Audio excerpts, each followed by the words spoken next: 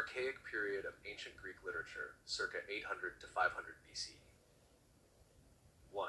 Historical and cultural background. The Archaic period marks the formative stage of ancient Greek civilization, emerging after the so-called Greek Dark Ages, circa 1100 to 800 BCE, a time of economic and cultural decline following the collapse of the Mycenaean kingdoms.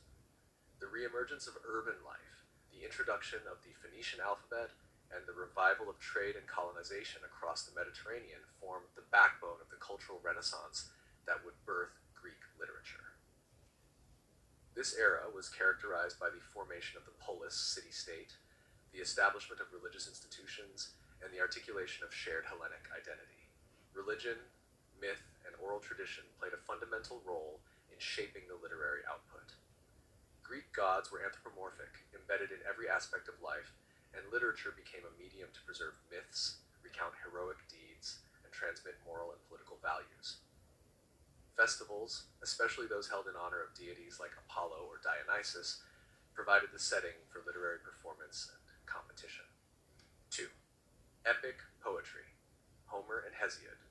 The dominant literary genre of the Archaic period was epic poetry, a long-form narrative that preserved heroic mythology and cultural memory.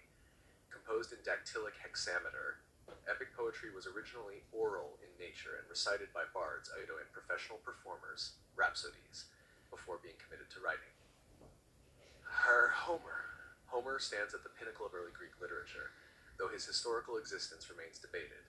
He is traditionally credited with the two greatest epics of literature, Western literature. The Iliad, a tale of wrath, honor, and the futility of war, set during the Trojan War. The poem centers on the conflict between Achilles and Agamemnon, and culminates in Achilles' re-entry into the battle and his confrontation with Hector. The Odyssey, a narrative of adventure, identity, and homecoming. The poem recounts Odysseus' 10-year journey back to Ithaca after the fall of Troy. Homeric poetry is noted for its oral formulaic structure, including repeated epithet, Achilles, and type scenes, banquets, arming, duels, which facilitated memorization and improvisation. The Homeric worldview emphasizes heroic erete, excellence, fate, divine intervention, and the code of honor, all of which shaped the ethical foundations of Greek culture. Hesiod. While Homer immortalized heroic legend, Hesiod provided a different perspective rooted in agricultural, didactic, and religious themes. His key works include Theogony, a genealogical mythic epic detailing the origins of the cosmos and the gods, culminating in the rise of Zeus as king of the Olympians. It is a foundational text for Greek cosmology. Works and Days, a farmer's guide that blends practical advice with moral instruction. Addressed to his brother Perseus, the poem promotes justice, dike, hard work, and piety, and offers insights into the 5 ages of mankind: golden, silver, bronze, heroic, and iron. Hesiod introduces a more personal and reflective tone, concerned with everyday human experience rather than heroic idealism. He also marks a shift toward a more rational and ordered conception of the world, paving the way for philosophy. 3. Lyric poetry, the voice of the polis and the self. From the 7th century BCE onward, a new literary form began to flourish: lyric poetry, written for performance with the accompaniment of the lyre or aulos, flute.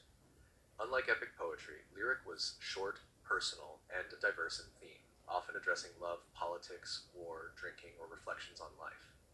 Lyric poetry marked a democratization of the poetic voice, moving from the elevated pan-Hellenic themes of epic to the individual, social, and civic experiences of life in the polis. Types of lyric poetry. Monodic lyric, performed by a solo singer, often personal and introspective, e.g. Sappho, Alcaeus. Choral lyric, performed by a chorus, typically in public or religious festivals, e.g. Alcmon, Stesichorus. Notable poets. Sappho of Lesbos, revered as the 10th muse by Plato, Sappho's surviving fragments reveal a highly emotional and personal voice, expressing female desire, longing, jealousy, and beauty. Her poetry is often directed at other women, though the precise nature of her relationships is debated.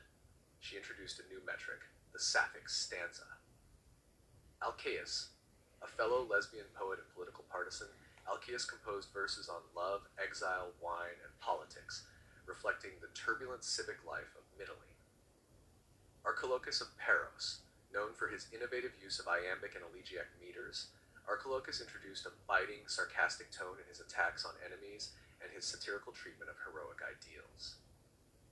Tyrtaeus and Calenus composed martial elegy used to encourage civic unity and valor in battle, particularly in the context of the Messenian Wars, Sparta versus Messenia. Solon, a statesman poet of Athens, Solon used poetry to promote his legal reforms and moral vision for a just society. His poetry combines political realism with moral exhortation, reflecting the role of poetry in shaping civic ideology.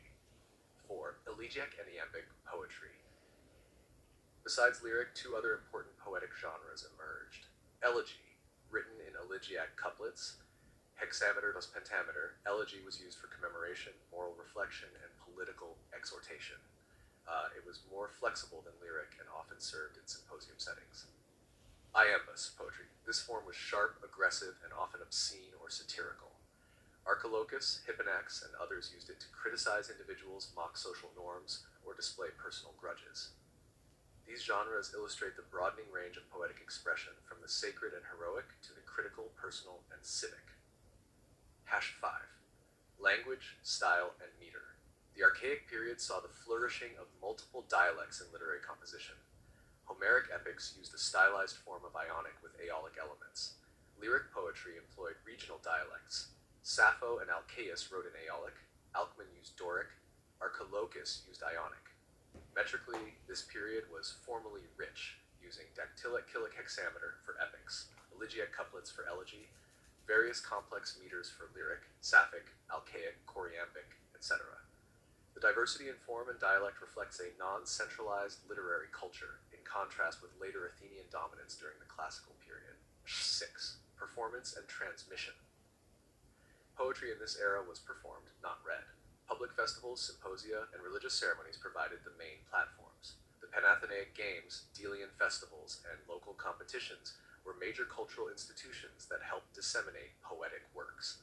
Because of the oral nature of performance, poets were also performers, or closely linked to performer communities. Memorization, formulaic repetition, and musical accompaniment were crucial. This oral tradition gradually gave way to written transmission around the 6th century BCE, particularly as Athens rose as a cultural center. 7. Societal and cultural role.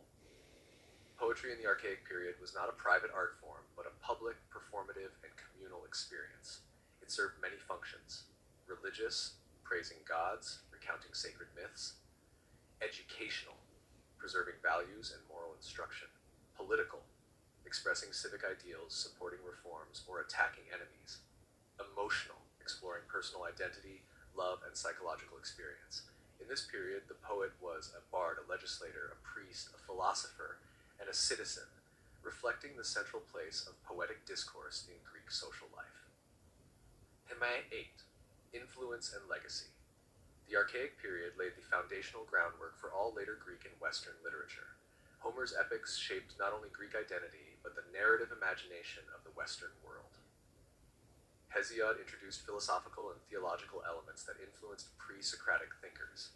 Lyric and elegiac poetry diversified Greek literary expression, introducing themes of subjectivity, political reflection, and emotional subtlety.